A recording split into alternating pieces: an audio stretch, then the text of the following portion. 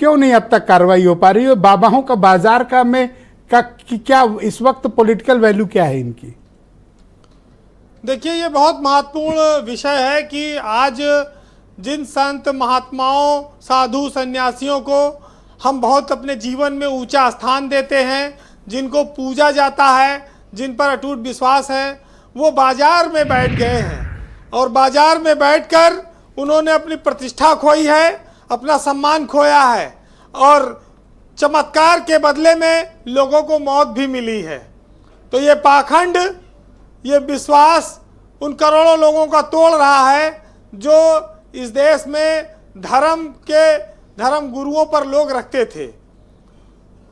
सबसे बड़ी बात यह है ब्रजेश जी की जो रुपयों का सौदा करके कार्यक्रम करते हो, सत्संग करते हो, वो पाखंडी ही कहलाएंगे, क्योंकि उनका एक सेट पैटर्न हो जाता है कि आम आदमी को ये बताते हैं कि देखो तुम्हारी बीमारी ठीक नहीं हो सकती, तुम्हारे ऊपर कोई दवा काम नहीं कर सकती, अब तुम्हें बाबा ही कल्याण कर सकते हैं।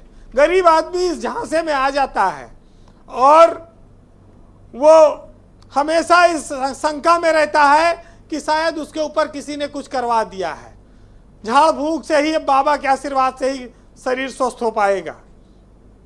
हमारे देश की जनता बहुत भोली भाली है, लोग गरीब हैं, झांसे में आ जाते हैं और ये बाजार चल निकलता है, हजारों लाखों लोग इकट्ठा होने लगते हैं।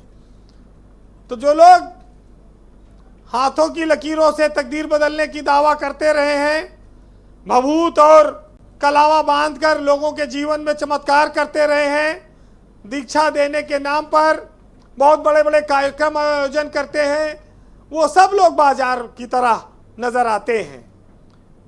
आज इस बात को सुनकर और इस समाज का दुर्भाग्य भी है कि संत महात्माओं पर अटूट विश्वास कर उनका प्रवचन सुनने जाने वाले लाखों करोड़ों लोग गरीब मेहनत की कमाई से छोटा छोटा दान करते हैं और उनके जीवन का कल्याण करने वाले बाबा अरबपति, चार्टर प्लेन से चलने वाले और 5 स्टार 7 स्टार लग्जरी जीवन जीते हैं। तो प्रवचन सुनने वाला गरीब है, प्रवचन देने वाला असीमित अमीर है, अकूत संपत्ति है। ये सब चीज़ें क्या बताती हैं कि ये धंधा बहुत नफ़े का है, ये बाजार बहुत नफ़ा देने वाला है। हम लोग ऋषि मुनि को बड़ा उच्च स्थान देते थे, लेकिन कथावाचकों ने, तमाम सारे सत्संग करने वालों ने इस सबको व्यापार बना दिया। लेकिन ब्रजेश जी, अगर इनमें इतनी ताकत होती, अगर ये लोगों का जीवन बदल सकते, करोड़ों करोड़ इनके अनुयायी हैं जी, तो इसमें तो कई साधु संत अभी जेल में हैं, ये जेल में ना होते, ये अपने चमत्कार से जेल से बाहर आ जाते। ये काहे पड़े हैं जेल में जब इनके पास करोड़ों लोगों को विश्वास है, ये खुद को भगवान घोषित किए हैं। आप समझ रहे होंगे कि कौन कौन जेल में है जी। तो ये सब चीजें तो साफ हैं। लेकिन जब सत्ता का संरक्षण किसी बाबा को होने लगता है या सत्ता और सरकारें बाबाओं से डरने लगती हैं, तब फिर इस तरह की चीजें और प्रभावशाली हो जाती हैं। खास तौर से जब अलग अलग सत्ताएं रही हैं, तो कभी चंद्रा स्वामी आए, तो कभी जय गुरुदेव आए, तो कभी आसाराम आए, नित्यानंद भी आए। इन्हीं सब सत्ताओं के आगे तमाम सारे लोग आते रहे और इसकी वजह से इस देश में ये व्यापार फलता फूलता रहा। अगर ब्रजेश जी लोगों को धर्म के नाम पर लड़ा दिया जाए तो हमारे यहाँ लोग खूब लड़ते हैं, लेकिन अगर समाज के लिए कह दिया जाए लड़ने के लिए, अपने हक के लिए कह दिया जाए लड़ने के लिए, तो लोग लड़ने भी तैयार नहीं होते। ये सब धर्म के प्रति अटूट आस्था के चलते हैं। बहुत सारे धार्मिक बाबा हैं जो कहते हैं कि काला रंग अशुभ है, लेकिन स्कूल के उस ब्लैक बोर्ड को देखिए जो काला होता है और बहुत सारे लोगों के जीवन को उजाला भरता है, उनके जीवन में बुलंदियां लाता है, वो पढ़ लिख कर दुनिया में चमकते हैं।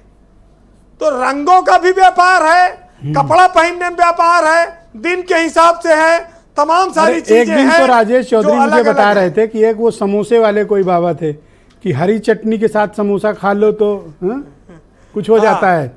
राजेश ही और- मुझे बता रहे थे एक दिन वो वाले बाबा गायब हैं आजकल, मार्केट में नए आ गए हैं। ऐसे लोगों के करोड़ों अनुयायी हैं, हरी पैसा खर्च चटनी करके जाते या हैं। डालडे का समोसा, डालडे वाला। बहरहाल हमको हकीकत जाननी चाहिए। हकीकत क्या है वो मैं इस कविता में आपको सुनाऊंगा। जी। सुनिए कि मंदिर में पूजा करें, घर में करें कलेश, और बापू तो बोझ लगे, पत्थर लगे गणेश। और बचे कहाँ अब शेष हैं दया धर्म ईमान, और पत्थर के भगवान हैं पत्थर दिल इंसान। फैला है पाखंड का अंधकार सब ओर, और पापी करते जागरण मचा मचा के शोर। और पहन मुखौटा धर्म का करते दिन भर पाप, और भंडारा करते फिरें और घर में भूखा बाप। बहुत शुक्रिया वीरेंद्र जी, बहुत ऊंची बात आपने कह दी। बहुत बहुत धन्यवाद हमारे साथ जुड़ने के लिए और अपना फीडबैक हम तक उपलब्ध कराने के लिए।